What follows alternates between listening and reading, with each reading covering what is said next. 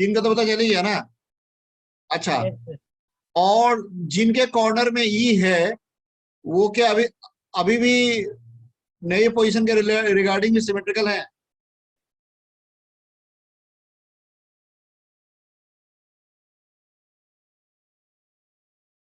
कि नहीं? नए पोजीशन के रिगार्डिंग वो अभी भी सिमेट्रिकल है कि नहीं है? बाकी तीन कॉर्नर की बात कर रहा हूँ, उन तीनों के अलावा बताओ। Yes sir. हाँ, यानी देखो अब ठीक है।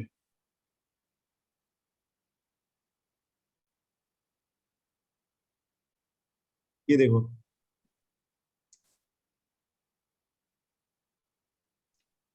ये देखो,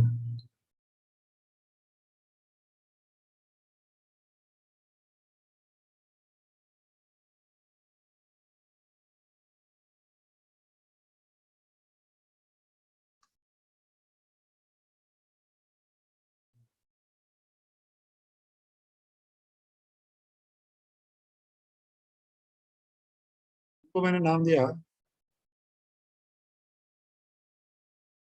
ए बी सी डी, राइट? क्या नाम दे दिया? ABCD। और इसी तरह से चार ऊपर,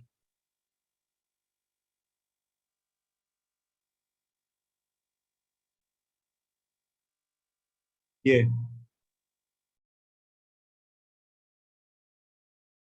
ये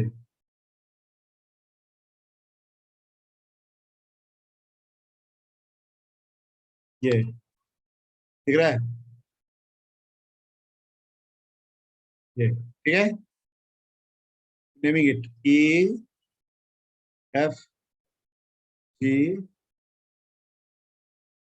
एच। कोई दिक्कत?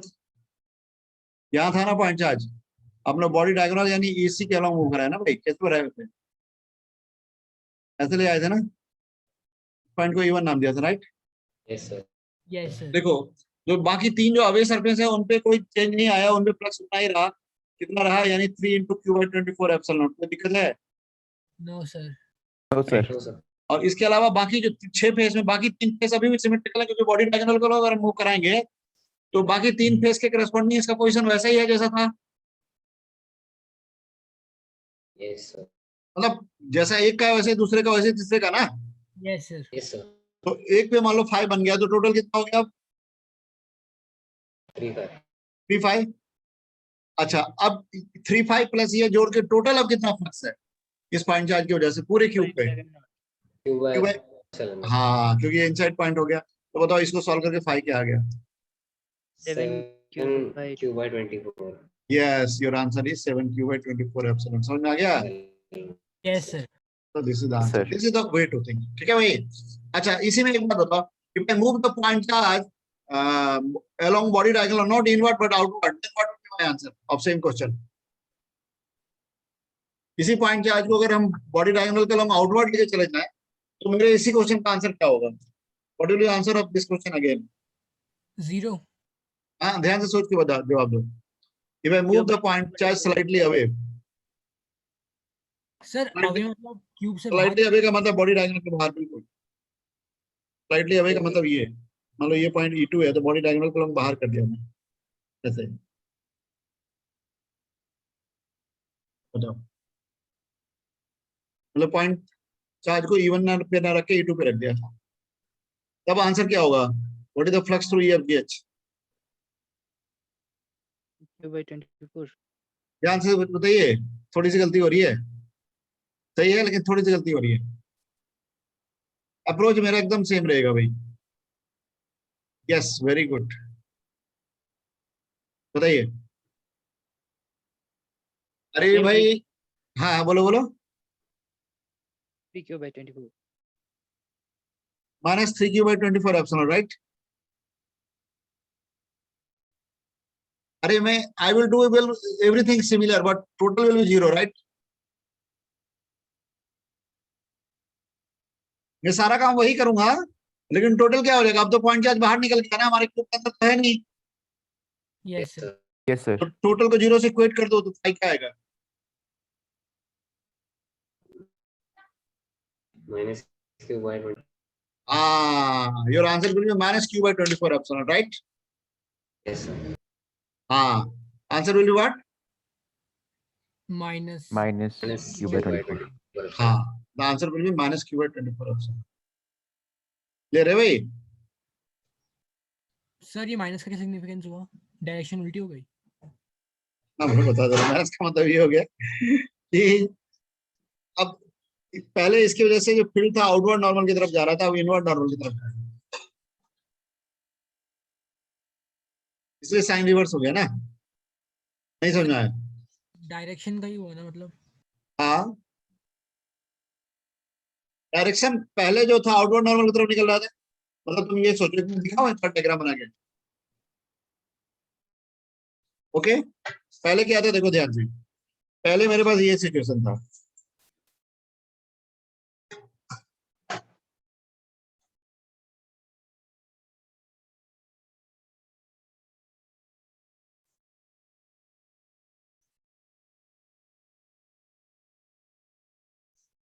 ठीक है भाई? Yes, sir.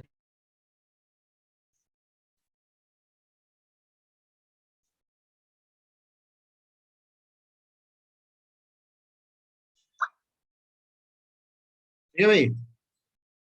पहले क्या सिचुएशन था? ये ए है, बी है,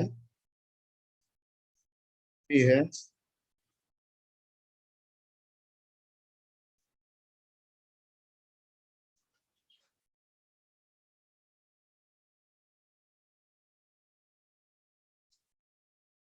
ये डी है। ठीक है? ई, एफ, डी, एच। क्लियर है? ठीक है? Yes. तो पहले क्या था?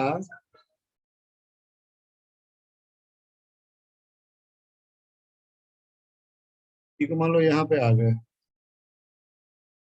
गिवन पे। ठीक है? इस पॉइंट चार्ज की वजह से जो लाइंस होंगे वो ऐसे निकलेंगे ना भाई? दिख रहा है? Yes, sir. तो अभी जो इनका जो कंपोनेंट आएगा आउटवर्ड आएगा ना, आउटवर्ड नॉर्मल की तरफ, Yes, sir. फ्लक्स पॉजिटिव होगा। हाँ सर. हाँ, लेकिन अब इसी को अगर मैं बाहर लेके चले जाऊं, यहाँ लेके चला जाऊं,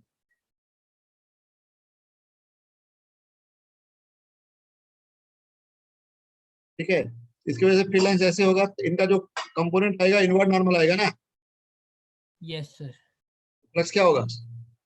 Negative. यस। तो अभी मेरा आंसर क्या हो गया? Minus Q by 24 epsilon. ठीक है?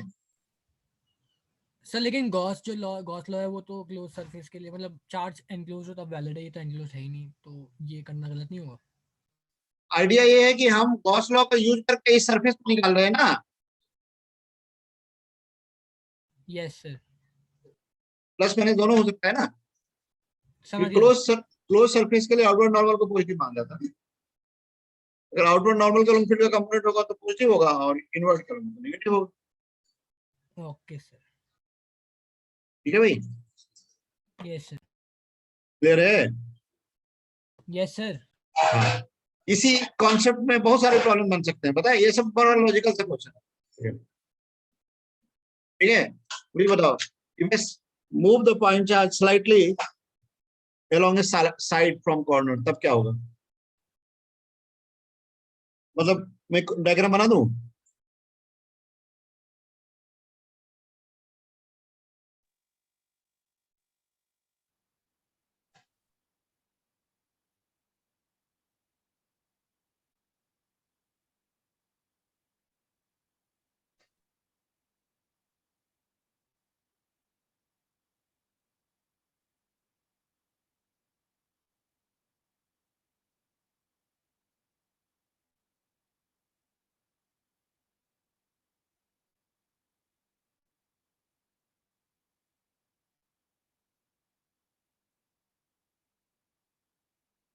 ऐसे है भाई, समझ में आ रहा है?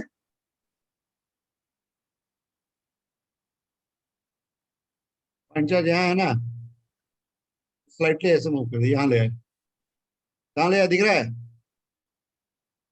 Yes Yes, sir. sir. तो बताओ आप, जब हम इसको यहाँ ले आए हैं, तो इसके थ्रू क्या फ्लक्स है? EFGH के थ्रू।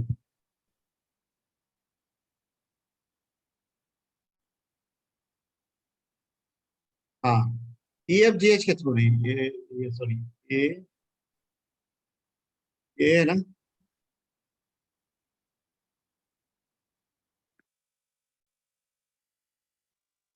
ABCD है, ये EFGH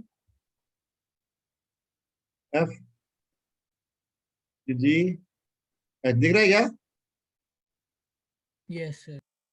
तो बताओ मुझे ADHE के थ्रू क्या फ्लक्स है? Sir what is the flux through ADHE?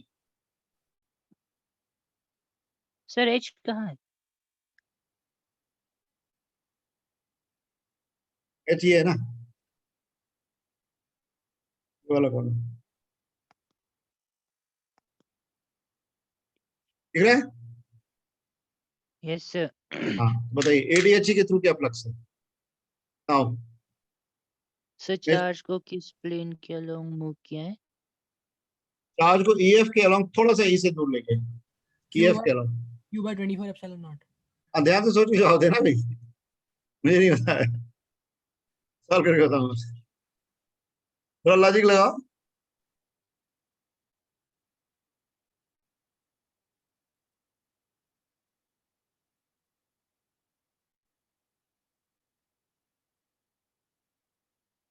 बताओ EFGH के थ्रू फ्लक्स पूछ रहा हूँ, क्वेश्चन क्लियर है ना? मैं ADHE के थ्रू। अच्छा ये बताओ EFGH के थ्रू क्या फ्लक्स होगा ऐसे सिचुएशन में? 0 होगा। 0. जीरो होगा। इसी तरह से एक और के थ्रू जीरो होगा, वो कौन है? ABFE। बिल्कुल सही। और ADHE के थ्रू नहीं पता, क्या मान लिया मैंने, क्या मान लिया? ठीक है, क्या मान लिया? Yes sir yes sir. Yes sir. Yes, तो sir. 3 सरफेस तो काउंट हो गए, बाकी 3 में तो चेंज नहीं होगा ना, तो टोटल फ्लक्स क्या हो गया? -Q/8 epsilon not. Total Q हो गया 5 + 3Q/24 एप्सिलॉन, यही बना भाई। Yes sir. Yes, sir. ये तो इस तरीके से हुआ। अच्छा अब ये बताओ, अगर हम किसी एज पे चार्ज रख देंगे तो फ्लक्स क्या होगा?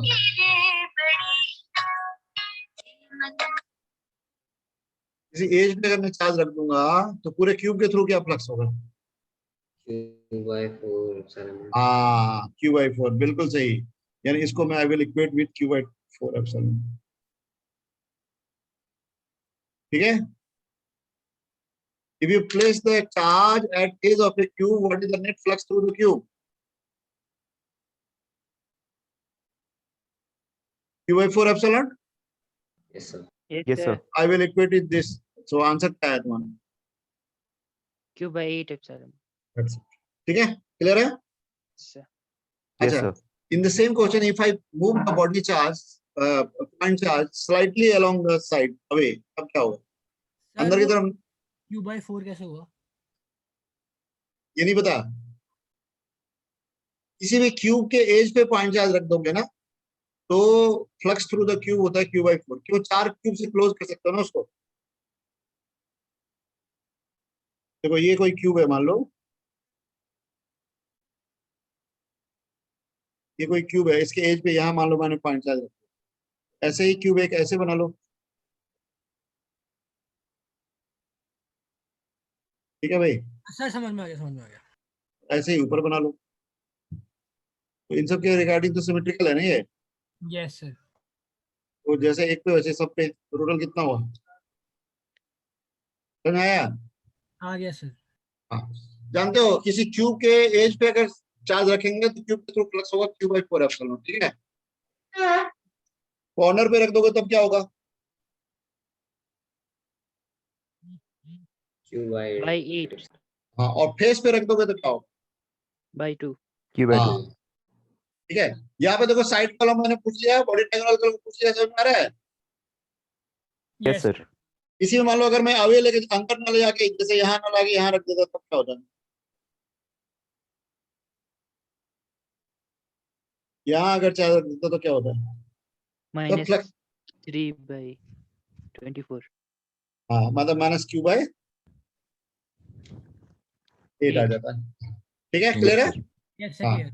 और इसी में मान लो अगर मैं पूछूं मैं slightly body page diagonal column move कर दूं तब क्या आंसर होगा? मतलब ऐसे है इसको ना मैंने 3/16। एक मिनट, पेज डायगोनल मतलब ऐसे ऐसे ले आया, कैसे? ऐसे, यानी यूं, ऐसे मान लो ऐसे ले आया, ऐसे यहाँ ले आया, सब क्या आंसर होगा बताओ? Then what will be your answer? 3/16। Hello hello, हाँ हाँ बताओ।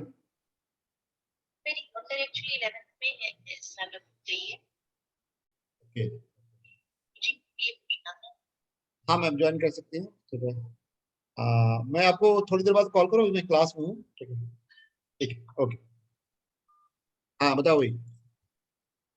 सर 3/16। 3/16 आ रहा है, इसके थ्रू पूछ रहा हूँ। Minus Q by 8। फेस हाँ डायगोनल। हाँ, फेस डायगोनल को स्लाइटली मूव करा दिया, और जिस फेस पे वो चार्ज नहीं है उस पे किसी पे पूछ रहा हूँ। 0। नहीं मतलब मतलब जिस उस पे नहीं है, जिस पे नहीं है वो। हाँ 2 टाइम्स वो 5। हाँ बिल्कुल, 2 टाइम्स ऑफ 5, और बाकी तो वही रहेगा 2 5 प्लस क्यू बाई 8, और तो माइनस, हाँ तो आंसर हो गया क्या?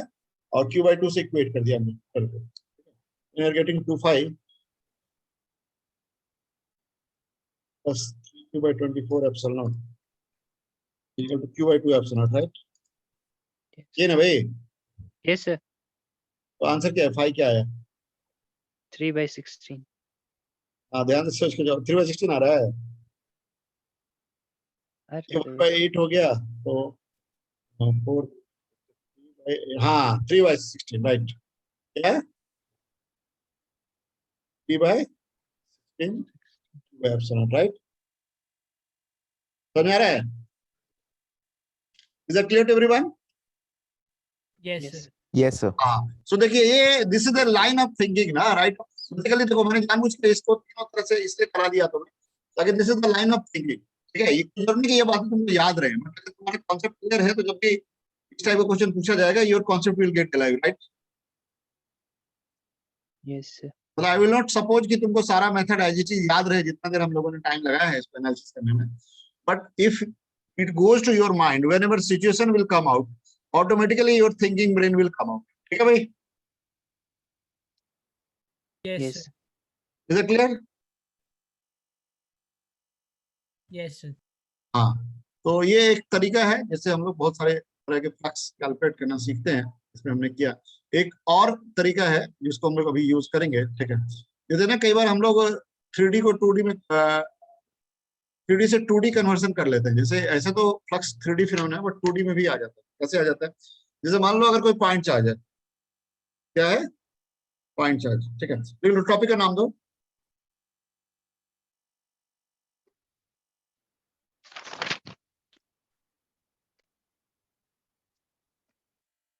सर क्या लिखना है? एक वीडियो से पहले हटाता हूँ, बहुत करता है अपने आप ये चलना शुरू कर देता है, दूर से मूव कराता हूँ तो भी चलने लग जाता है।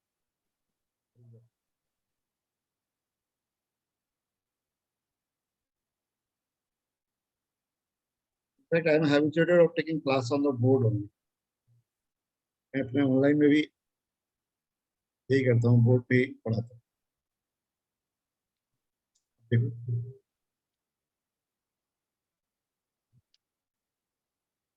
ये देखो एक इनफाइनाइट शीट है, ठीक है भाई? लॉन्ग शीट है ऑफ गिवन थिकनेस, थिकनेस कितना है इसका? टी है, मान लो क्या है, ठीक है? सो टॉपिक का नाम लिखो, ठीक है? Flux through a long long sheet of thickness T.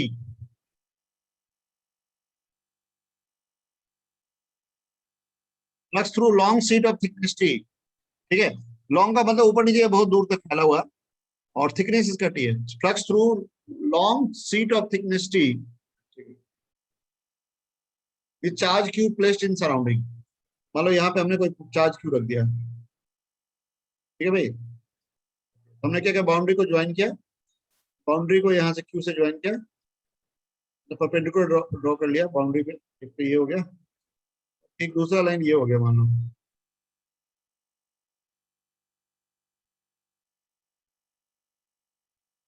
ठीक है भाई, परपेंडिकुलर है, राइट. अगर मैं साइड व्यू देखूं तो ऐसा डायग्राम है. ऊपर से देखें, टॉप व्यू देखें तो ऐसा डायग्राम. ये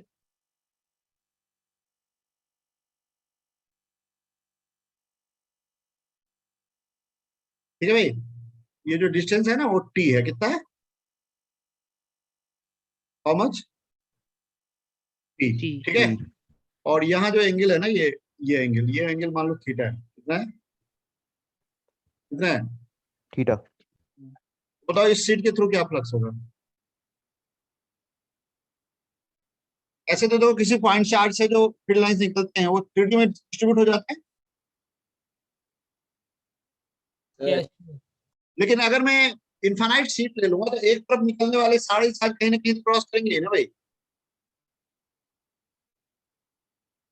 मतलब कहने का मतलब ये है कि मान लो कोई फील्ड लाइन अगर ऐसे निकला, यहाँ से गुजर रहा है, कोई ऐसे भी तो होगा, कोई यहाँ से गुजरेगा, कोई यहाँ से गुजरेगा, कोई यहाँ से सर गुजरेगा.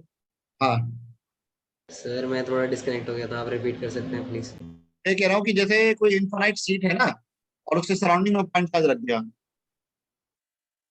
ठीक है, यस सर.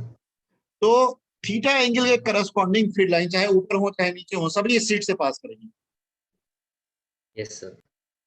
यानी तुम, अगर मैं प्लेन एंगल की बात करूं तो टोटल फील्ड लाइंस कितनी प्लेन एंगल में डिस्ट्रीब्यूटेड है, 2 पाई में. प्लेन एंगल का मतलब ये है कि हर तरफ अगर मैं डायरेक्शन ले लूं, जैसे घूम के वापस अगर यहाँ होगा, टोटल एंगल कितना होगा, 2 पाई होगा ना भाई. Yes sir. Yes sir. तो इसमें से जो theta angle corresponding field lines है वो कभी ना कभी तो सीट से गुजरेंगे ही ना. Yes sir. Yes sir. तो फ्लक्स कितना होगा, 2 पाई में क्यू बाय एप्सिलॉन नॉट है, तो थीटा में कितना है. तो मेरा आंसर होगा, what is the flux through the sheet. तो answer is theta by 2 pi into Q Q by- by epsilon. Clear है. Yes sir. Yes sir. हाँ, तो ये तरीका है.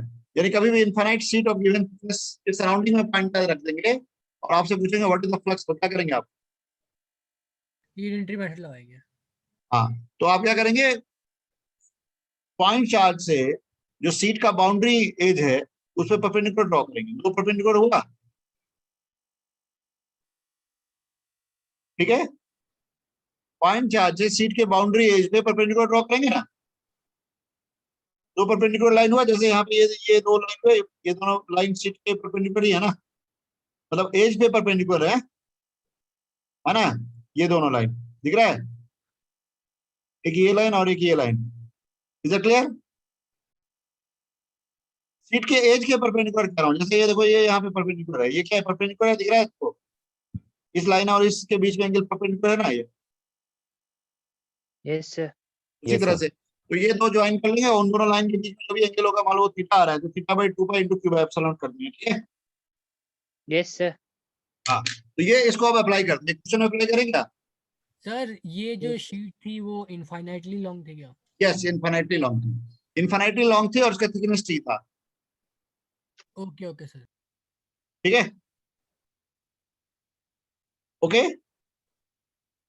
Yes sir. हाँ, और उसके सराउंडिंग में पॉइंट चार्ज रखेंगे और सीट के थ्रू फ्लक्स पूछेंगे, ये तरीका लगाएंगे. प्लेन एंगल निकाल के plane angle by 2 pi into q by epsilon. ठीक है. यस. Yes sir. हाँ, तो चलो अब एक प्रॉब्लम करो, लिख लो. ठीक है. A sheet of thickness B lies in YZ plane A sheet of thickness B lies in YZ plane. क्या? A sheet of thickness B lies in YZ plane.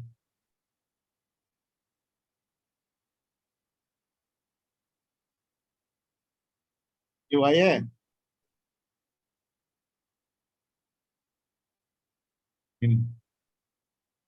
X है भाई.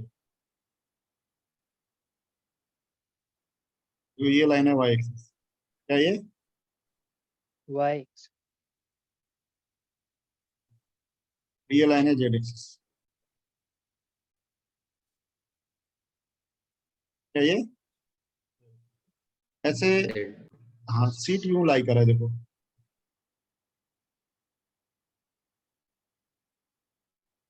मतलब, और ये थिकनेस है ना ये. B. मतलब सीट का जो एक बाउंड्री है वो जेड इक्वल टू 0. मतलब जेड एक्सिस खुद एक बाउंड्री, दूसरा बाउंड्री क्या है? y equal to. B. Clear है? Yes, sir. Yes, sir. ठीक है भाई. Yes sir. Q charge Q is placed at, दिया हुआ तुमको. Charge Q is placed at P, 0,0. कितना? इमेजिन कर पा रहे हो? Yes, sir. हाँ. तो what is the flux through the seat? Sir वो B,0,0 या फिर हाँ. 0,B,0. नहीं, B, 0,0. इसको लाइक x कोऑर्डिनेट B है, y कोऑर्डिनेट 0 है, z कोऑर्डिनेट 0.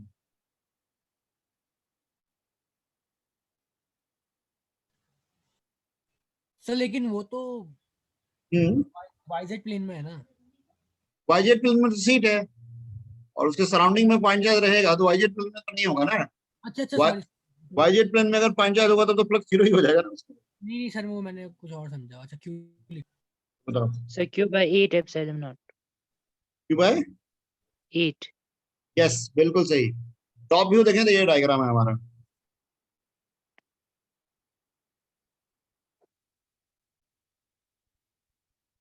यहाँ पॉइंट चार्ज है, राइट? ठीक है भाई. ये डिस्टेंस बी है. क्या है? ठीक है. Yes, अगर sir. मैं एक बाउंड्री को परपेंडिकुलर ड्रॉ करूं तो ये यही हो गया.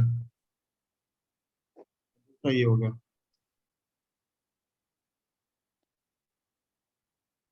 ठीक है. ये एंगल कितना हो गया ये?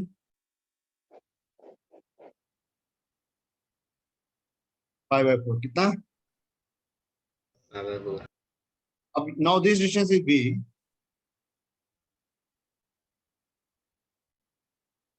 ठीक है. और ये भी बी है, तो ये पाई बाई फोर हुआ ना भाई. Yes, sir. Yes, अब sir. बताओ आंसर क्या होगा अभी जो बताया तुम हिसाब से.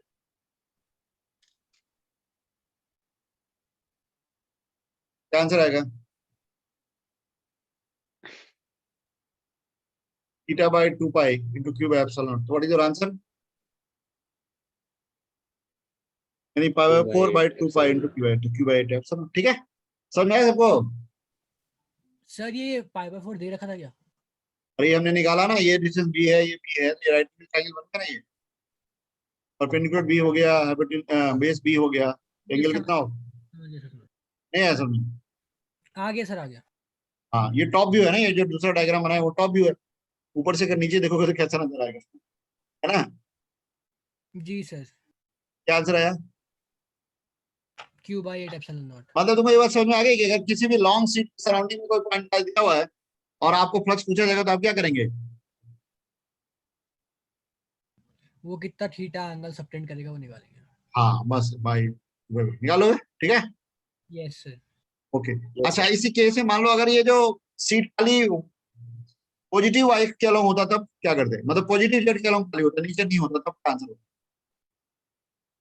मतलब एक्स वाई प्लेन के खाली ऊपर ही होता ये इनफाइनाइट, नीचे नहीं होता तब.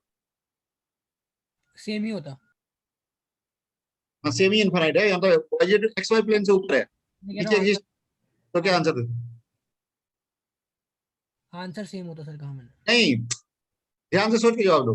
मैं कह रहा हूँ ये जो इनफाइनाइट सीट है वो सेमी इनफाइनाइट हो गया, यानी वाईजेड प्लेन के ऊपर तो इनफाइनाइट तक है, लेकिन वाईजेड प्लेन एक्सवाई प्लेन के ऊपर तो इनफाइनाइट तक है लेकिन नीचे नहीं है, और पॉइंट चार्ज वहीं रखा है जहां रखा हुआ था। क्या आंसर होगा? Y16। हाँ, अरे भाई जैसा ऊपर वाला पार्ट वैसे ही नीचे वाला पार्ट, दोनों मिला के ना आया QY16 QY8। Yes sir, yes. तो जितना इसका कंट्रीब्यूशन होता है उससे नीचे वाले का होता, तो दोनों को हम लोग ऐड कर देते तो QY8 आ रहा है, तो आधा का क्या आता? तो answer would be QY16। Clear है भाई? Yes sir. हाँ, तो ये देखो, ये मतलब अभी ये काम किया और उसके साथ फिर वो सिमेट्री वाले अप्रोच लगा दिए। ये समझ में आ रहा है ना? Yes sir. यानी हमको अभी चीज जो लर्न करते हैं उसको हमेशा नए नए सिचुएशन में लगाया जा सकता है, ठीक है? और अगर हम दिमाग खुला रखेंगे तो हो जाएगा कुछ ना कुछ। जैसे अभी तुम ही लोगों में से किसी ने आंसर दिया था, किसने आंसर दिया था QY16? सर मैंने दिया। मैं मतलब Yashvardhan. Yes sir. Okay, very गुड। देखो मतलब this I want to say you actually ना, देखो अच्छे एग्जाम्स में ना यू कैन नॉट थिंक कि everything will be already taught to you, ठीक है? But you will have to relate whatever is taught to you in the new situations. और कोई जरूरी नहीं है कि ऐसे अगर मैं 10 क्वेश्चन पूछूंगा तो हर जगह तुम्हारे दिमाग चल ही जाएगा, लेकिन 10 में अगर 4-5 में भी चला तो you will get the advantage. मेरी बात समझ में आ रही है? Yes sir. हाँ, Yes, sir.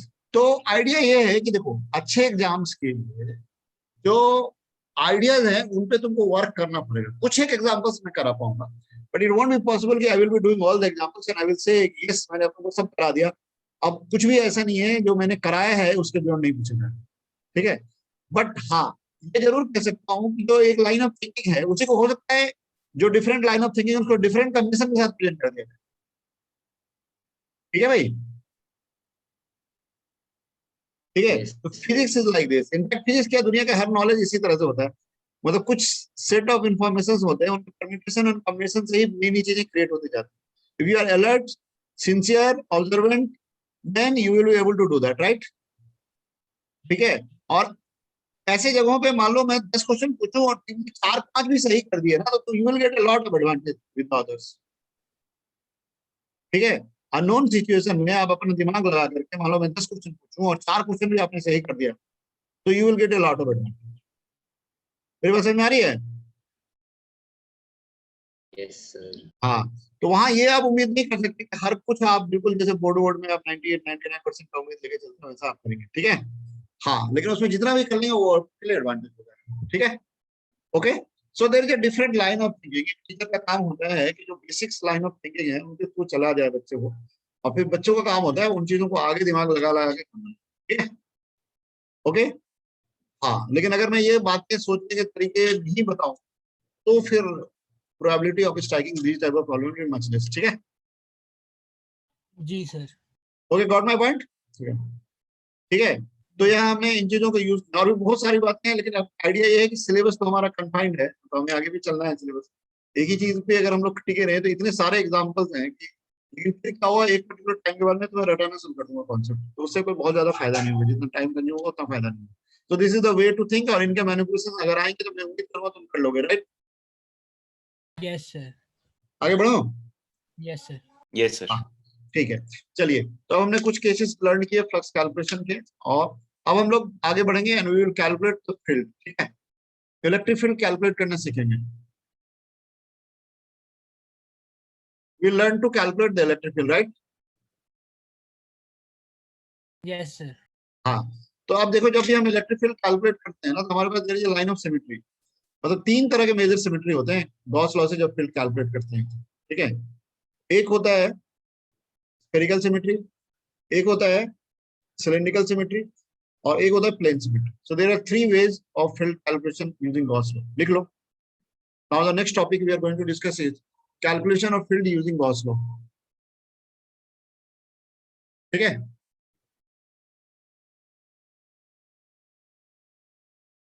ठीक है भाई, calculation of field using Gauss law. We usually calculate in 3 cases of symmetry. लिख लिया? Calculation of field using Gauss law. We usually calculate the field in 3 cases of symmetry. Three cases of symmetry की अगर हम लोग बात करेंगे तो पहला जो केस ऑफ सिमेट्री है स्फेरिकल सिमेट्री है। क्या है? Spherical symmetry. क्या मतलब हुआ स्फेरिकल सिमेट्री का?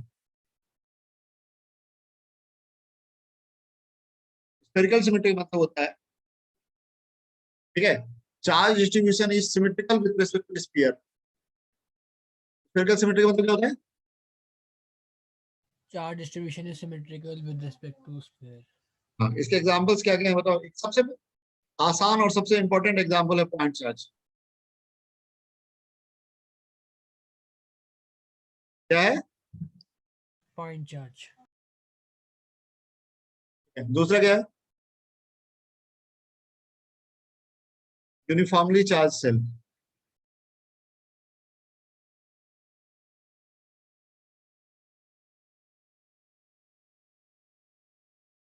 ठीक है, second example is what? Uniformly charge shell. Third example is,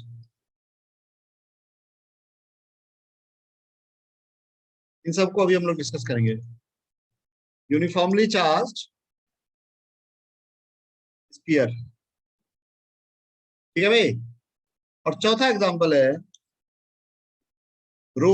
रो क्या मतलब हुआ? रो का मतलब क्या हुआ यहाँ पे?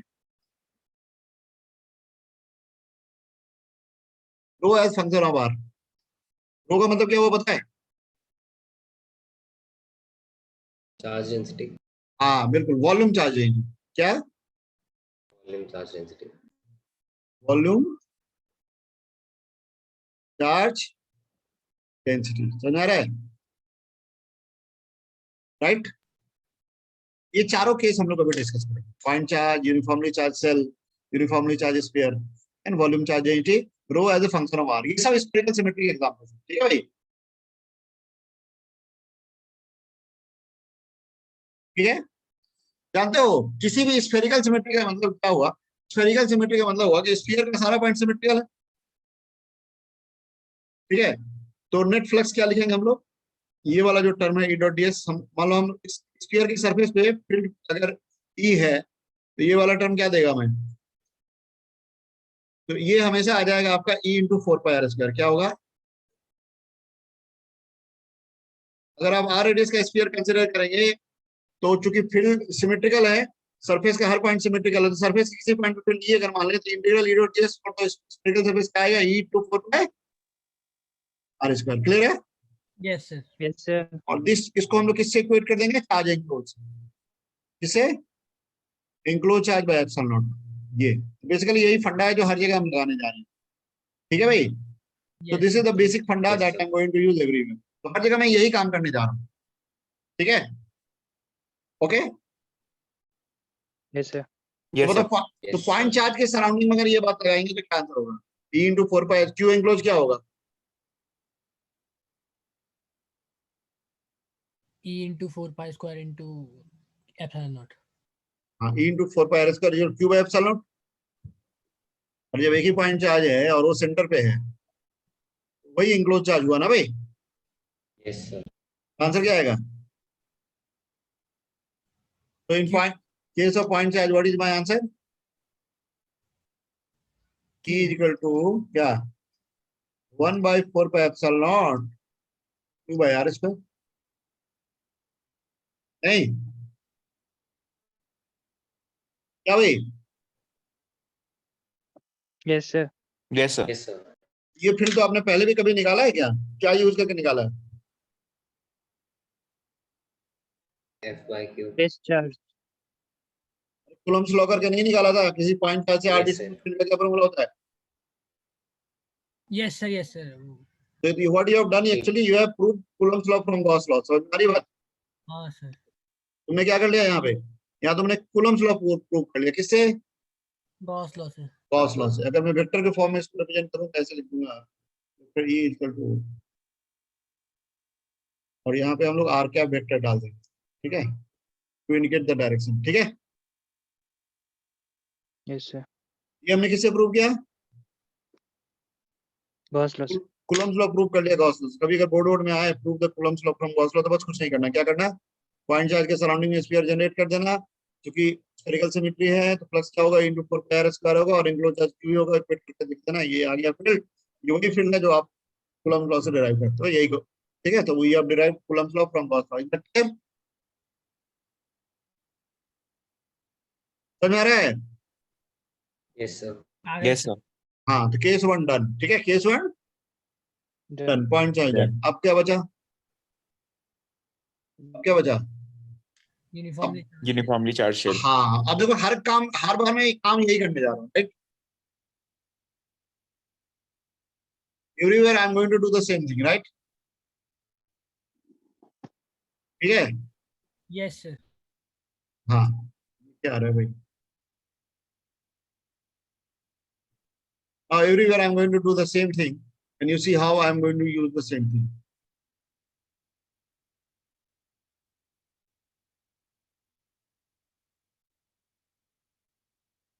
पंचायत तो हो गया ना भाई? Yes sir.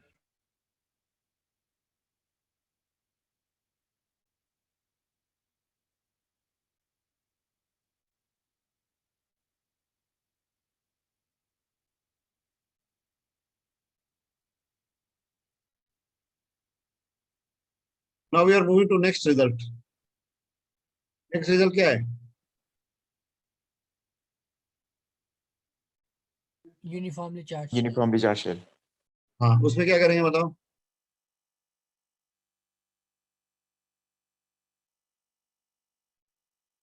What should I do there?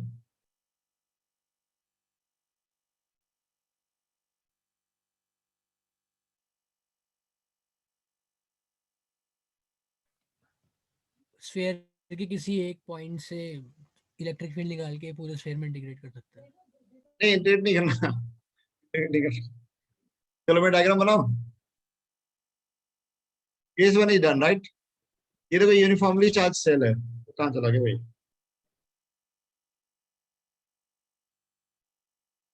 That much.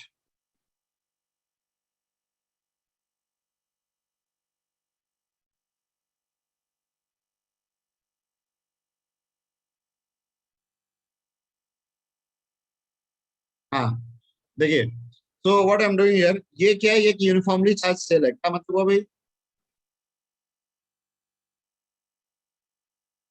This is a uniformly charged cell, क्या मतलब हुआ?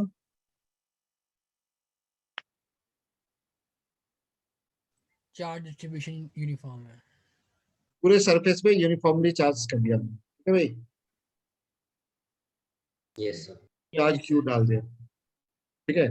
ये मान लो इसका सेंटर है, क्या है? एंटर।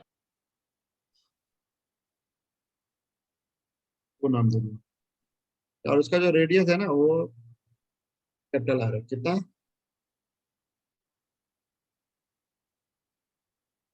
ठीक है। तो अब बताओ फील्ड यस अगर सर। हम निकालना चाहेंगे तो कहाँ निकालना चाहेंगे? बाहर। बाहर। मतलब बाहर, अंदर, कहीं भी? बाहर ही क्यों, हम अंदर भी निकाल सकते हैं, बाहर भी निकाल सकते हैं, कहीं भी निकाल सकते हैं, पूरे स्पेस में निकालना है ना भाई? Yes sir. Yes sir. तो चलो अब पहले करते हैं अंदर कहीं निकाले, मान लो कोई पॉइंट P1 है, है? कितना दूर है, R है। तो अगर ये OP1 R है तो can you tell me what is small r? Is it small r greater than capital R या less than capital R? Less than capital. Smaller. Less than capital. बताओ फील्ड क्या होगा?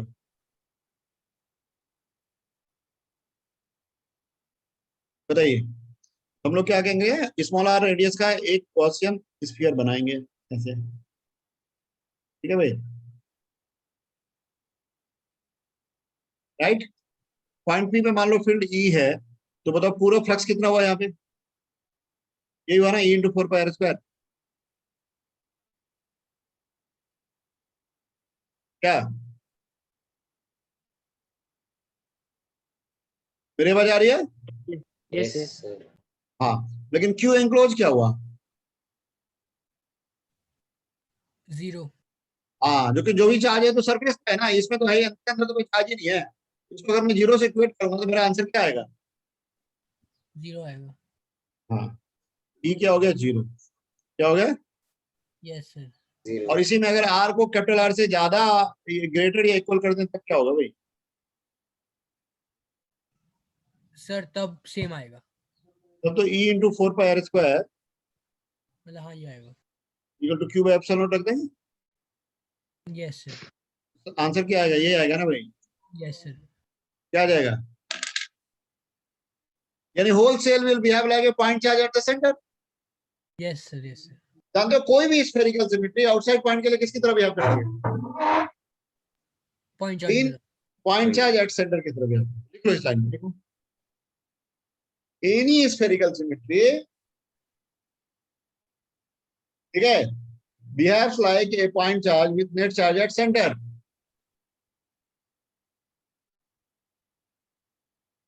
ठीक है, yes लिख लिए? Any spherical symmetry behaves like क्या? Like a point charge हाँ, with net charge at centre. Centre. ये ध्यान देना, कोई भी स्फेरिकल सिमेट्री ना किसकी तरह बिहेव करता है?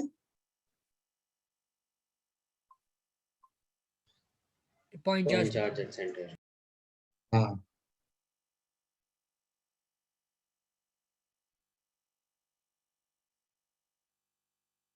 Point charge eight center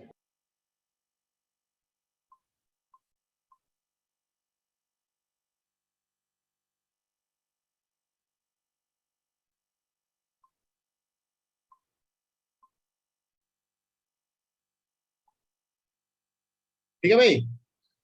any spherical symmetry behave like what?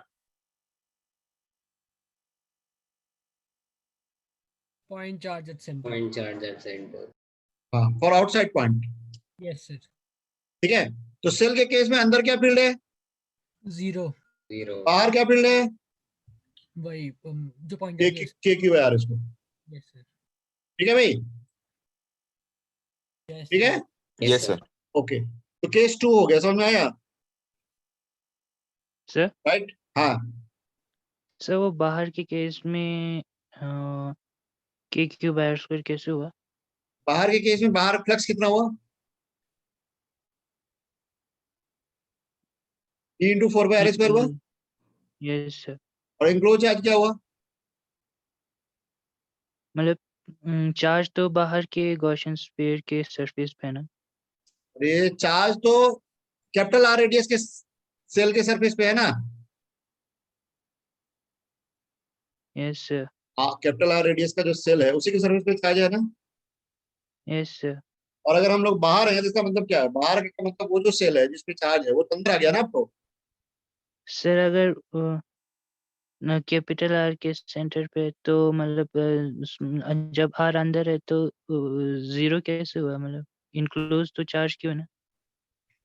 यार हम जब अंदर हैं फील्ड निकालने के लिए जो हमने गॉसियन गॉसियन स्फीयर बनाया है, चार्ज इसके अंदर है क्या? सर अभी आपने कहा कि सेंटर पे। अरे भाई मैंने ये कहा कि बाहर के पॉइंट के लिए जब हम फील्ड निकालेंगे तो पूरा सेल किसकी तरह बिहेव करेगा?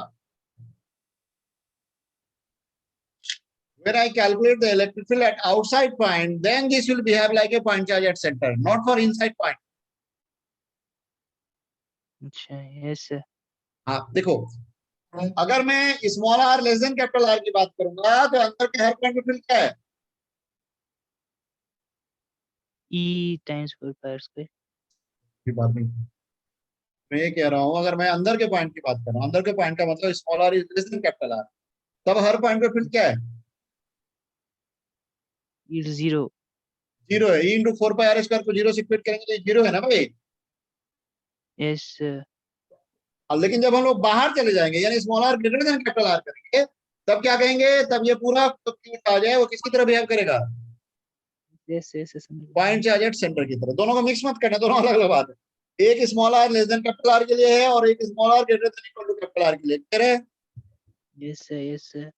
I have broken my analysis in two parts: small r less than capital R, small r greater than or equal to capital R. ठीक है? Yes sir. हाँ, यानी अब तुमसे अगर हम कहें can you plot the graph of field against small r, yes sir. कैसे ग्राफ होगा? सर तुम्हें एक्स एक्सिस पे ड्रॉ करेंगे तो जो आर लेस देन आर के लिए उसके लिए कुछ भी नहीं आएगा वाई एक्सिस पे। हाँ कैपिटल आर से शुरू होगा और एक हाइपरबोला बनेगा। बिल्कुल सही। ये पॉइंट मान लो कैपिटल आर है, तो जीरो से कैपिटल आर तक फील्ड जीरो है, राइट। फिर झटके से फील्ड एक वैल्यू ले लेगा, राइट। नहीं, यहाँ से फिर उसके बाद 1/r² से घटता जाएगा फिर। Yes sir. नहीं, हाँ सर। यहाँ से यहाँ तक जीरो, समझ में आ रहा है क्या? Yes sir. ये सरफेस का पॉइंट है, यहाँ पे फील्ड कितना है भाई? K q by capital are square. बिल्कुल सही। Answer is capital q by r²। ये ई है नहीं? ठीक है भाई। Yes sir. हाँ, जीरो और उसके बाद ये पोटेंशियल का ग्राफ कैसा होगा? Can you plot the graph of potential also? So what is the graph of potential here? Sir potential मतलब पोटेंशियल मतलब वी, इलेक्ट्रिक पोटेंशियल। सर हमने नहीं किया था। पोटेंशियल नहीं किया है? नहीं सर। अच्छा, सर लास्ट वो सर के साथ हमने डाइपोल किया था। अच्छा पोटेंशियल का एनालिसिस अभी नहीं किया है ना? No sir. वो सर। ओ अच्छा, पोटेंशियल तो हाँ हमने अभी तुम लोगों के साथ भी नहीं किया। चलो अभी तो फिर फील्ड ही निकालना सीख लेते हैं, पोटेंशियल बाद में करेंगे, ठीक है? ओके, फील्ड क्लियर है? चलो सारे Yes, sir. पोटेंशियल एक साथ ही कर लेंगे, ठीक है? रहने दो फिर। ठीक है, इधर क्लियर। तो अब आते हैं हम लोग दूसरे केस पे। अब और कौन सा है कैसे बताऊं? केस 1, केस 2, केस 3 कौन सा था? Uniformly charge. Uniformly charge sphere. हाँ, तो अब तुम बताओ, लॉजिक लगाओ उसका, यही तरीके से सोचो थोड़ा और बताओ क्या होना चाहिए। यूनिफॉर्मली चार्ज स्फीयर का मतलब क्या हुआ? सॉलिड स्फीयर है। हाँ, यूनिफॉर्मली चार्ज स्फीयर के लिए हमेशा ना नॉन कंडक्टिंग स्फीयर हो सकता है। कंडक्टर में कोई अंदर चार्ज नहीं होता, तो इसको डाइलेक्ट्रिक स्फीयर भी बोला जाता है। क्या बोला जाता है? डाइलेक्ट्रिक। यूनिफॉर्मली चार्ज स्फीयर ही, चूंकि इंसुलेटेड मटेरियल का होता है तो इसको डाइलेक्ट्रिक स्फीयर भी हम लोग कहते हैं। ऐसा डायग्राम होता है। कंडक्टर क्यों नहीं होता? फिर कंडक्टर में जो भी चार्ज होगा वो सरफेस पे चला जाता है, अंदर रहता ही नहीं चार्ज। तो यूनिफॉर्मली चार्ज रह ही नहीं सकता। कंडक्टर में जो भी चार्ज होगा ना सरफेस पे होगा। तो यूनिफॉर्मली चार्ज कैसे होगा? यूनिफॉर्मली चार्ज का मतलब through out the volume same volume charge होनी चाहिए, ठीक है? Yes sir. तो अब इसलिए अंदर चार्ज एग्जिस्ट करना पड़ेगा ना भाई। यस सर आपने क्या कहा कंडक्टर में सारा चार्ज बाहर चले जाता है सरफेस पे। सरफेस पे चला जाता है बिल्कुल। सर ऐसा क्यों? अब लॉ से याद है, वो कंडक्टर का बिहेवियर जब स्टडी करूंगा तब बताऊंगा, ठीक है? ओके। मतलब वो that is a separate line of thinking, उसमें बहुत सारी बातें हैं, उसको हम लोग डिस्कस करेंगे, ठीक है? ओके, ठीक है। यस अब सर। एक एक करके करना पड़ेगा ना, नहीं तो अभी जो कर रहे हैं वो नहीं कर पाएंगे, उधर चले जाएंगे, फिर उधर चले जाएंगे तो ये छूट जाएगा नहीं, जी ठीक है? सर। तो basically I am talking of uniformly charge sphere. Uniformly charge sphere का मतलब नॉन कंडक्टिंग स्फीयर, इसको डाइलेक्ट्रिक स्फीयर भी कहा जाता है। लिख लो, यूनिफॉर्मली चार्ज डाइलेक्ट्रिक स्फीयर, ठीक है? इसका रेडियस क्या है? कैपिटल आर है। क्या है? Capital are. कुछ टर्म की मैं यहाँ पे चर्चा कर लेता हूँ।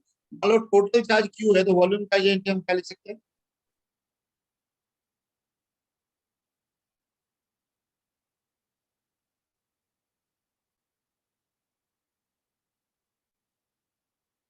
ऐसा लिख सकते हैं। Yes sir. यस। आइडिया है क्यू बाय वॉल्यूम, यानी ये है ना?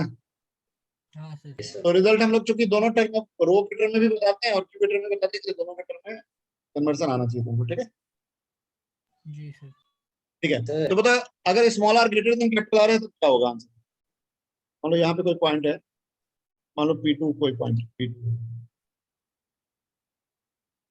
ठीक है? P2 का मतलब क्या है? Small r greater than equal to r का पॉइंट। बताओ P2 पे फील्ड क्या होगा? के क्यू बाय आर के square. Q by are square. हाँ, क्यों? पॉइंट चार्ज की तरफ बिहेव करेगा ये भी। बिल्कुल, कोई भी स्फेरिकल सिमेट्री है ना, तो बाहर के पॉइंट के लिए किसकी तरफ बिहेव करेगी? Point charge. Point point charge. Charge. हाँ, चाहो तो ऐसे भी लिख सकते हो, आर कैप डायरेक्शन में डाल सकते हो, नहीं कोई दिक्कत ही नहीं, बाहर तो कोई दिक्कत ही नहीं, बाहर तो कोई दिक्कत है ही नहीं ना, यस क्या सर। भाई? हाँ, Yes, लेकिन sir. अगर मान लो ये अंदर का कोई पॉइंट, जैसे यहाँ कोई पॉइंट है P1, यहाँ पे क्या फील्ड है ये जानना चाहिए, कैसे निकाले? सर 0 होगी। नहीं, ध्यान से सोच के जवाब दो। Sir K3 rho pi R cube by 4R मतलब R स्क्वायर। देखो यहाँ पे जब हम लोग गॉसियन सरफेस बनाएंगे तो उसी तरह से हम लोग बनाएंगे ना भाई। E डॉट ds क्या हो जाएगा इसमें? मान लो फील्ड ये हमको पता नहीं क्या फील्ड है। E इंटू 4 पाई r² हुआ नहीं? Yes sir. यस हाँ, Yes, should be equal to enclose charge. Yes sir. Yes, sir. तो अब ये सोचो कि वॉल्यूम में चार्ज डिस्ट्रीब्यूटेड है तो क्यूब ऑफ रेडियस के प्रोपोर्शनल होता है ना चार्ज। Yes sir. तो अगर कैपिटल आर के वॉल्यूम में कैपिटल क्यू चार्ज है तो स्मॉल आर के वॉल्यूम में क्या चार्ज होगा? Can I write the enclose charge as Q into small R Q by capital R Q हाँ सर। बाई एप्सिलॉन नॉट, ऐसे लिख सकते हैं क्या? Yes sir. तो the solution is what? Sir 3/4 rho pi small R cube. हाँ, के capital Q by R Q, ठीक है, इंटू स्मॉल आर। क्या भाई, दोनों को इक्वेट कर दिया ना? देखो जरा ध्यान से, समझ में आ रहा है क्या? हाँ सर आ रहा है। हाँ, अगर मैं वेक्टोरियली लिखूंगा तो इसको चाहूँ तो ऐसे लिख सकता हूँ। आर का मैग्नीट्यूड है, डायरेक्शन आर कैप करूंगा तो आर वेक्टर भी लिख सकते हैं ना? क्या भाई, कोई दिक्कत? No sir. अच्छा, अब तुम बोलोगे ठीक है ये तो टोटल चार्ज के टर्म लिख दिया, अब रो के टर्म में लिख के बताओ तो क्या होगा?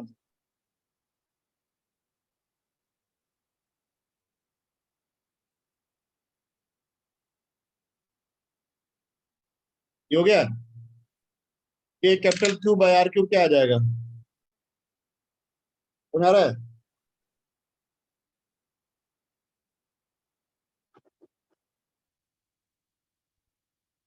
अरे के का मतलब तो 1/4 पाई एप्सिलॉन नॉट हुआ ना भाई। यस ये आ रहा है समझ में? यानी अगर रो के टर्म में लिखे तो अंदर जो फील्ड होता है वो rho by 3 epsilon naught into R होता है। समझ में आया? यस जो भाई किसी को दिक्कत तो नहीं है? ये बहुत इंपॉर्टेंट रिजल्ट है, मैं चाहूंगा कि आगे तुम कभी से ध्यान ये रिजल्ट। समझ में आ रहा है sir. Okay, so now can you plot the graph of field against small r for a uniformly charged sphere, dielectric sphere? Yes sir. तो ये कैसे ग्राफ है? सर पहले प्रोपोर्शनल आएगा, डायरेक्टली प्रोपोर्शनल आर तक का, फिर वापस हाइपरबोला। हाँ, कैपिटल आर तक ये लिनियरली बढ़ेगा, उसके बाद हाइपरबोला। हाँ 1/r², जैसा होता है तो 1/r² ग्राफ जैसा होता है नहीं? सर मतलब एक कंडक्टिंग स्फीयर और एक हॉलो स्फीयर में ज्यादा कोई डिफरेंस नहीं है ना? नहीं, एक्चुअली ये कंडक्टिंग स्फीयर एक हॉलो स्फीयर ही बन जाता है, क्यों? क्योंकि जो भी चार्ज होता है सर्फेस पे चला जाता है ना। हाँ बस फर्क इतना है कि उसके अंदर मटेरियल होता है। हाँ, लेकिन ये यूनिफॉर्मली चार्ज होने के लिए नॉन कंडक्टिंग होना पड़ेगा, डाइलेक्ट्रिक किससे बोलते हैं, क्या बोलते हैं? यस सर समझ गया ये तो। ठीक है, Dielect- हाँ, इसलिए इसको डायलेक्ट्रिक स्फीयर बोलते हैं। क्यों होता है ये मैं जब मेटल की प्रॉपर्टी बताऊंगा ना गॉस लॉ यूज करके तब बताऊंगा। ओके यस सर ओके, ये आ गया, ठीक है, समझ में आ रहा है? आ रहा है सर। हाँ, Yes, sir. आ रहा है. तो अब हमने इलेक्ट्रिक फील्ड कैलकुलेशन सीख लिया है यूनिफॉर्मली चार्ज स्फीयर में, ठीक है। अब चलो, अब मैं एक क्वेश्चन दे रहा हूँ तुम्हें, ठीक है भाई? एक पुराना आईडी क्वेश्चन है, बड़ा इंटरेस्टिंग क्वेश्चन है, ठीक है। चौथा केस क्या था हमारा, उसको यूज करने जा रहे हैं। What was the fourth case, can you recall? चार केस की, हाँ, चार केस की मैंने बात की थी स्फेरिकल सिमेट्री में। चौथा केस क्या? हाँ, रो एज फंक्शन ऑफ आर। हाँ, वो वाला केस है, ठीक है। ओके, तो कैसे करेंगे देखो, मैं दे रहा हूँ, दूं ऐसे दिया हुआ, रो इज गिवन एज, ये दिया हुआ तुमको, C some constant r to the power n, ये गिवन है कैपिटल आर। मतलब एक ऐसा स्फीयर है जिसमें वॉल्यूम चार्ज है कांस्टेंट नहीं है, क्या है? C r to the power n है, ठीक है। Yes sir. यानी एकदम सेंटर पे क्या है वो rho? 0 means Zero. 1 c. C r to the power n है ना, तो 0 टू द पावर n तो 0 ही हो जाएगा ना। अच्छा हाँ सॉरी सर 0 और सरफेस पे क्या है? Capital r to the power n। अच्छा, यानी इसका मतलब यहाँ पे क्या, रो कांस्टेंट नहीं है। तो अगर हम लोग किसी भी स्फीयरिकल वॉल्यूम में चार्ज निकालना है तो सीधा वॉल्यूम इनटू चार्ज तो नहीं कर पाएंगे ना भाई। सर कर पाएंगे? सरफेस पे क्या बोला आपने? मैंने कहा सरफेस पे हो जाएगा C into capital R to the power n। Yes sir. Surface के लिए तो स्मॉल r कैपिटल R के बराबर हो जाएगा ना, हाँ हाँ सर। सेंटर के लिए 0 हो जाएगा, तो जहाँ जो वैल्यू होगी वहां डाल देंगे। r/2 पे पूछेंगे तो क्या बोलोगे, कैपिटल R/2 पे क्या बोलोगे? C R to the power n by 2 to the power n। Sir वैसे ये एन है क्या? n इज सम इंटीजर जो मुझे पता नहीं है। सर तो ये वेरी कैसे कर रहा है? अब वो n2 भी हो सकता है, n3 भी हो सकता है, n कुछ भी हो अच्छा सकता है, जनरल लिया है। मतलब कोई जनरल n दे दिया। ओके सर समझ में। ठीक है भाई, ओके। Yes sir. हाँ मतलब n मान लो मुझे पता है लेकिन n का टर्म नहीं बता। ठीक है, ओके। तो मुझे बताओ कि what is the electric field for general R when small r is less than capital R? क्या आंसर है? नहीं, ये मान लो मेरा स्फीयर है,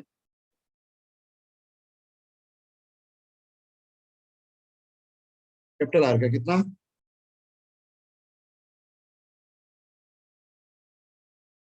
नहीं ये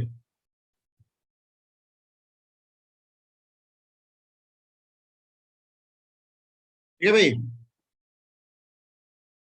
तो O से किसी डिस्टेंस पे हमको पूछा जा रहा है, यहाँ पे मान लो कोई पॉइंट है,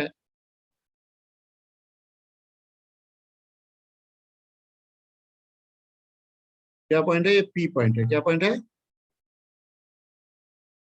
ये कितना दूर है? स्मॉल r है मान लो, स्मॉल r भी ले लिया मैंने, मतलब small r less than capital R है। ठीक है भाई, तो पॉइंट P पे फील्ड कैसे निकालेंगे बता सकते हो?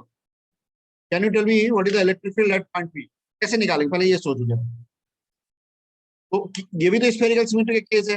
स्फेरिकल सिमेट्री किसी केस में क्या होता है? Flux equal to E into 4πr²।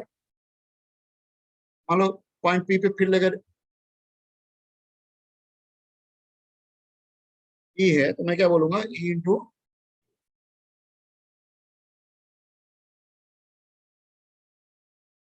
Sir हाँ इसमें तो इंटीग्रेशन लगेगा ना? बिल्कुल। सर इसमें फिर वो बेसिकली मेथड तो यही लगाना है, E into 4πr Q include epsilon. लेकिन अब मैं यहाँ पे Q इंक्लूड सीधा बोल नहीं पाऊंगा। क्यों नहीं बोल पाऊंगा? कि रो वैरी कर रहा है। अगर रो वैरी नहीं करता तो तुमने स्मॉल r का करस्पॉन्डिंग वॉल्यूम लेके इंटू रो से मल्टीप्लाई कर देता है ना भाई। Yes sir yes sir. लेकिन अब मैं ऐसा नहीं करूंगा, तो मैं क्या करूंगा देखो यहाँ पे, अब मैं क्या करूंगा? x रेडियस के ऊपर dx थिकनेस का सेल कंसीडर करूंगा। क्या करूंगा? यस सर शेल यूनिट बोलेंगे। x रेडियस के ऊपर dx थिकनेस रेडियस का सेल कंसीडर करूंगा। बात आ रही है समझ में? आ रही है सर। बताइए वॉल्यूम कितना हुआ? ये वॉल्यूम हो गया 4πx² dx। हुआ? हुआ? अरे x रेडियस के ऊपर dx थिकनेस का सेल कंसीडर किया तो वॉल्यूम क्या हुआ? Surface area into thickness. Clear है? Yes sir. Yes, हाँ, sir. और इंटू यहाँ के रो से मल्टीप्लाई करके यहाँ पे रो की वैल्यू क्या होगी? C x to the power n होगी। हाँ सर। यानी इसको उसमें किससे मल्टीप्लाई करूंगा? C into x to the power n से। ठीक है, और इस पूरे टर्म को कहां से कहां तक इंटीग्रेट करूंगा? 0 से लेके कैपिटल स्मॉल r तक। स्मॉल r के लिए कंसीडर करें ना भाई, कैपिटल R क्यों? हाँ हाँ सर। अरे स्मॉल r रेडियस के करस्पॉन्डिंग है तो सेल निकालना है ना। यस तो अब सर। इसको मैं इंटीग्रेट कर दूंगा। तो जब इंटीग्रेट करूंगा तो ध्यान दो जितने भी कॉन्स्टेंट सबको एक साथ पहले बाहर निकाल दो। क्या क्या कॉन्स्टेंट है यहाँ पे? 4 पाई। 4πc बाहर आ गया। Yes sir. अब इंटीग्रेशन के अंदर क्या बचा? x to the power n plus 2। बहुत बढ़िया dx। ठीक है भाई, 0 से r राइट। Yes sir. क्या बचा ये? 4πc r to the power n+3 by n+3। Clear है भाई? हाँ सर। नहीं? ठीक है भाई। Yes sir. हाँ, तो अब क्या करें हम लोग? E इंटू 4πr² किससे इक्वेट करते हैं? ये ऊपर वाला इक्वेशन जो है, ये वाला इक्वेशन, ये इक्वेशन दिख रहा है ना? Yes sir. इस इक्वेशन में इस Q एंगलोज की वैल्यू डाल दो और बताओ ये कितना आ गया। मुझे तो लग रहा है ये आंसर आ रहा है। कितना आ गया ये? after solving it, I am getting this answer.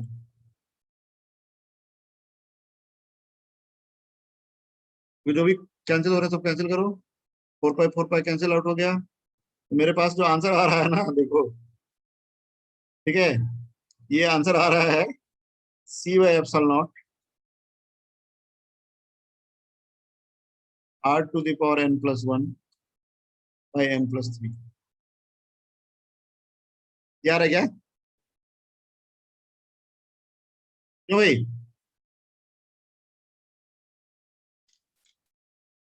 ठीक है,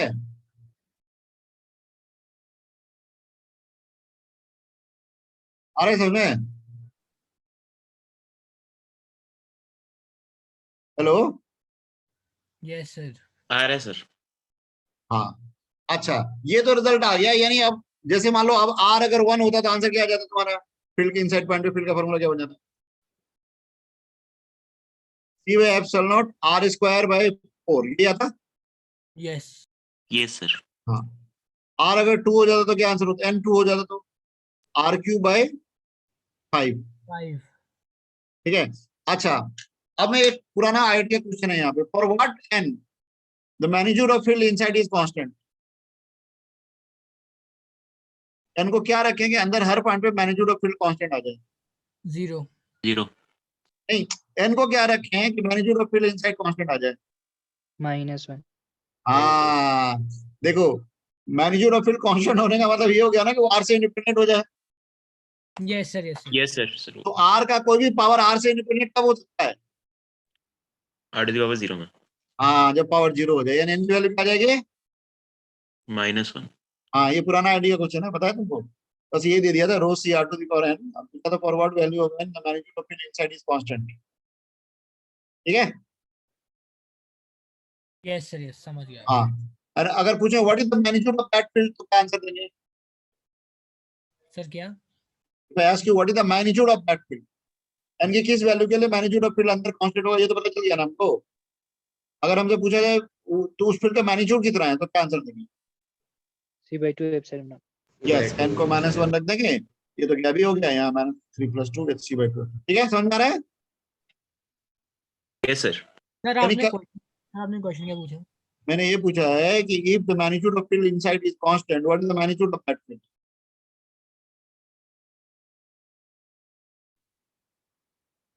मैंने ये पूछा है कि if the magnitude of the field inside is constant. समझ गया सर, समझ गया। हाँ, तो आप क्या करेंगे, n की वैल्यू -1 डाल देंगे, -1 डाल के जो आंसर आएगा वही तुम्हारा आंसर है. नहीं, हाँ सर। आ रही है ना बात समझ में भाई? यस सर, आ गई। क्लियर है? यस सर, क्लियर है। हाँ, अब एक चीज और बताओ, ये समझ में आ गया? तो ये स्फेरिकल सिमेट्री का केस हो गया. ठीक है भाई, इस तरह से हमने इलेक्ट्रिक फील्ड कैलकुलेट करना पॉइंट चार्ज के केस में, सेल के केस में, यूनिफॉर्मली चार्ज स्फीयर के केस में, और रो अगर फंक्शन ऑफ आर हो जाए तो कैसे निकालेंगे, इन सब केस में समझ में आ गया? बोलो. सर कोई और भी तो इक्वेशन हो सकती है ना? हाँ, तो आइडिया ये है कि हमने एक्स स्क्वायर को इंटीग्रेट किया है, मान लो साइन एक्स होता तो साइन एक्स एक्स स्क्वायर को इंटीग्रेट कर लेते. नहीं, मतलब कोई और भी होता है तो जो इंटीग्रेशन आता है वो करना पड़ता है. ठीक है, अब तुम कह सकते हो कि भाई वो इंटीग्रेशन बहुत डिफिकल्ट भी हो सकता है, तो हो भी सकता है, हालांकि यूजुअली तुम लोग सिलेबस में इतने डिफिकल्ट देते हैं, ऐसे देते हैं इजीली इंटीग्रेबल हो. ठीक है, यस सर। हाँ, तो आइडिया ये है कभी रो अगर फंक्शन ऑफ आर दे दिया जाए और हमसे पूछा जाए कहीं भी फील्ड तो बता सकते हैं ना भाई. ठीक है, यस सर। हाँ, आगे बढ़े हैं. सही, ठीक है. यस और सर। और एप्लीकेशंस तो काफी बन सकते हैं ना, बेसिक आइडिया तुमको क्लियर होना चाहिए, जरूरत पड़ेगा तो एप्लीकेशन तो क्रिएट कर लोगे नहीं. ठीक है, अब हम आते हैं, ये हो गया स्फेरिकल सिमेट्री के सारे cases, right? Now we are moving to cylindrical symmetry. क्या Cylindrical केस symmetry. बी है? Cylindrical symmetry. ठीक है, ये दो कोशिश करेंगे आज करने की हम लोग. सिलिंड्रिकल सिमेट्री लिखो, केस बी. केस ए था ना स्फेरिकल सिमेट्री, केस बी क्या है?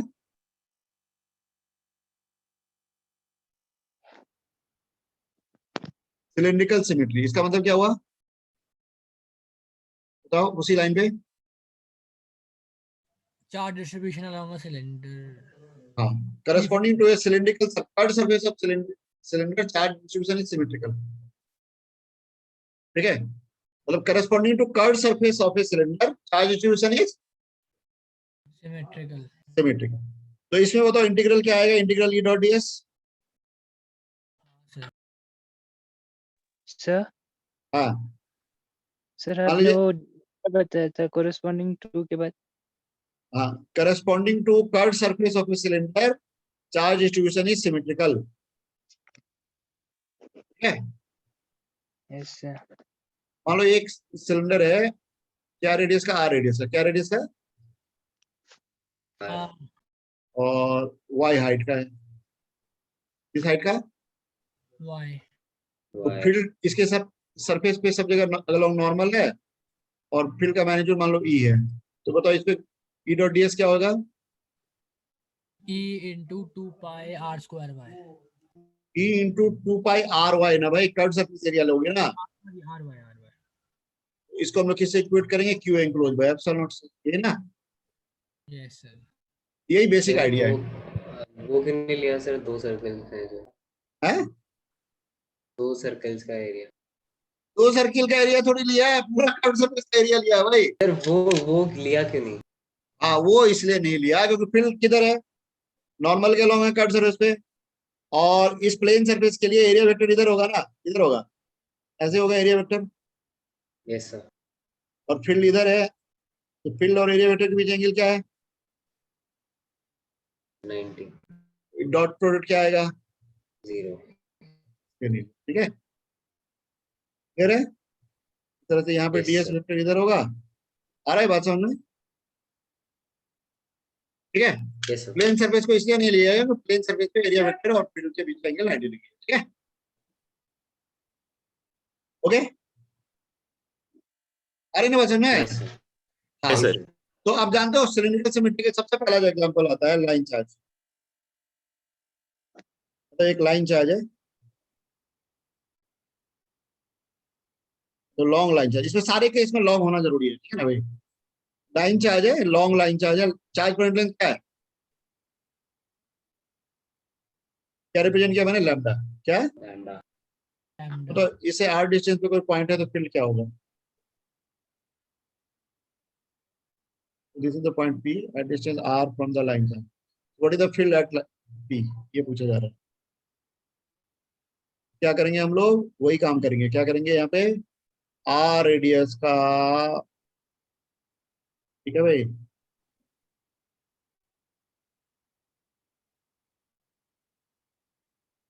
ठीक है, r रेडियस का और क्या, y हाइट का, क्या बनाएंगे, सिलेंडर। यस, ठीक है, बताइए इसमें फ्लक्स क्या आएगा, ये टर्म, यही ना, ये टर्म आएगा, हाँ सर। यस और सर। चार्ज इंक्लोज जब लेंगे तो क्या लेंथ लेंगे, lambda L.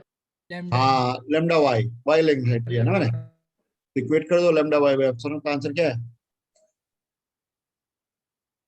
Lambda y by epsilon naught। Lambda by 2 pi epsilon naught, ये आंसर है, समझ आ रहा है, यस सर। नहीं आ रहा है, आ रहा है सर, आ रहा है। आ रहा है ना, हाँ, तो जानते हो ये तो हो गया, इसी तरह से अब एक लाइन चार्ज के लिए होगा, क्योंकि जैसे पॉइंट चार्ज होता है वहां पे यहाँ पे लाइन चार्ज होता है, ठीक है भाई, सिलिंड्रिकल सिमेट्री, ठीक है, जैसे वहां पे स्फेरिकल सेल होता है यहाँ पे सिलिंड्रिकल सेल हो जाएगा, यानी आप दूसरा केस है, बी का केस, पहला केस था लाइन चार्ज, बी का फर्स्ट केस क्या था, केस 1 क्या था, लाइन चार्ज, क्लियर है। Yes sir. सिलिंड्रिकल सिमेट्री का पहला केस है लाइन चार्ज, दूसरा केस क्या है, क्या होना चाहिए तुम्हारे हिसाब से, हॉलो सिलेंडर। हाँ बिल्कुल, बताओ, केस 2 इज हॉलो सिलेंडर, यानी we have a cylinder of, hollow cylinder of, charge ठीक है, डिस्ट्रीब्यूशन। हाँ, उसमें जो, सरफेस चार्ज होगा इस बार।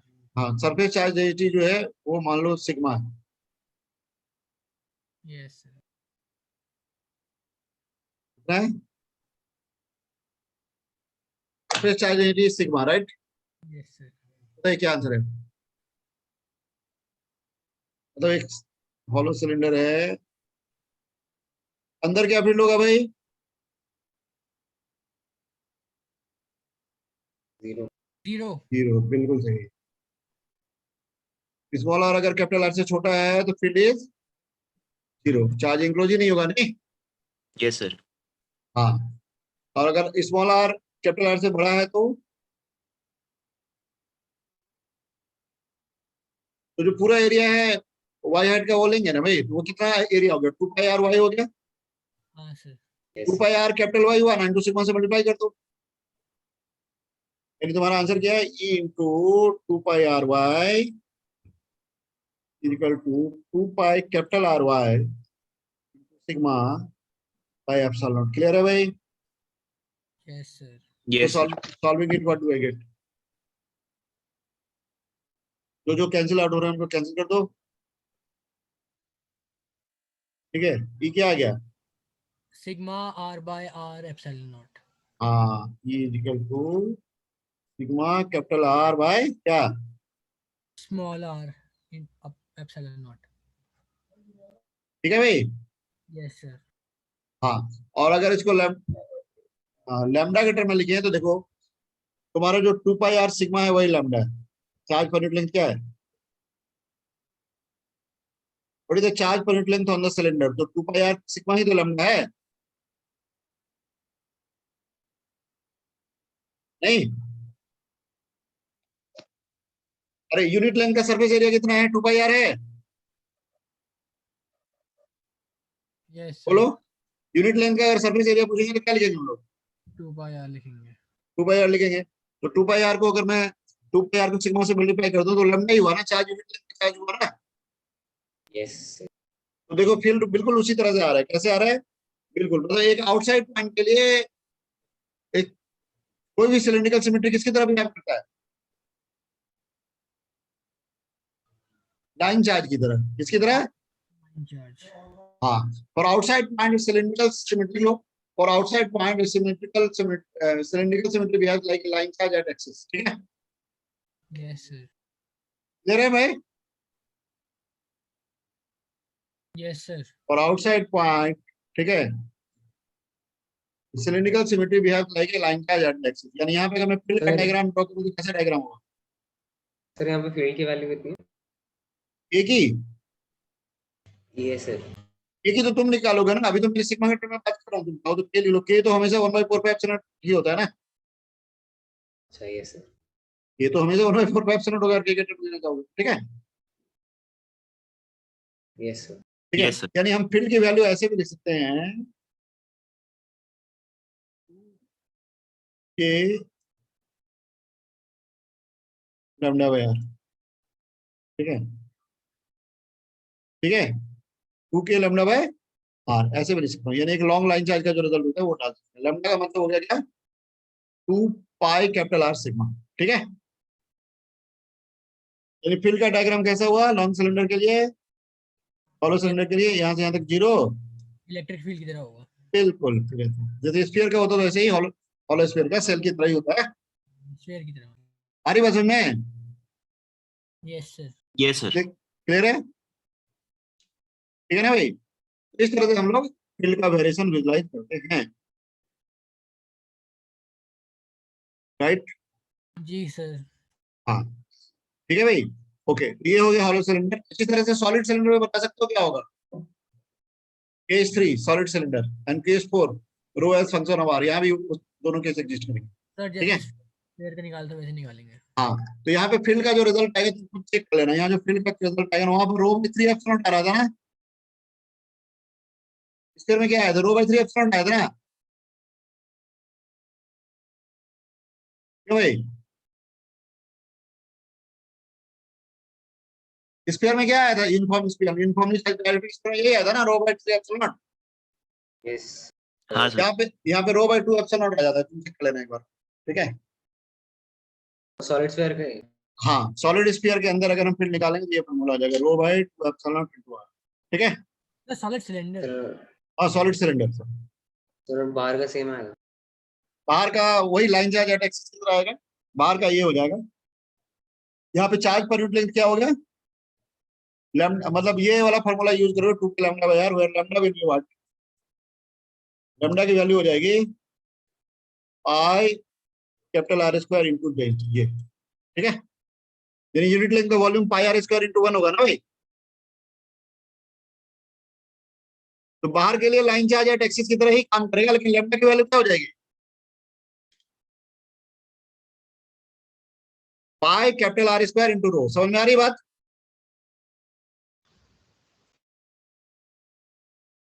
क्लियर है भाई?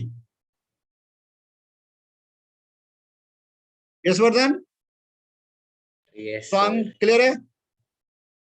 क्यों? क्योंकि आप यूनिट वॉल्यूम लेंगे तो यूनिट वॉल्यूम क्या होगा, cross section area into 1, right?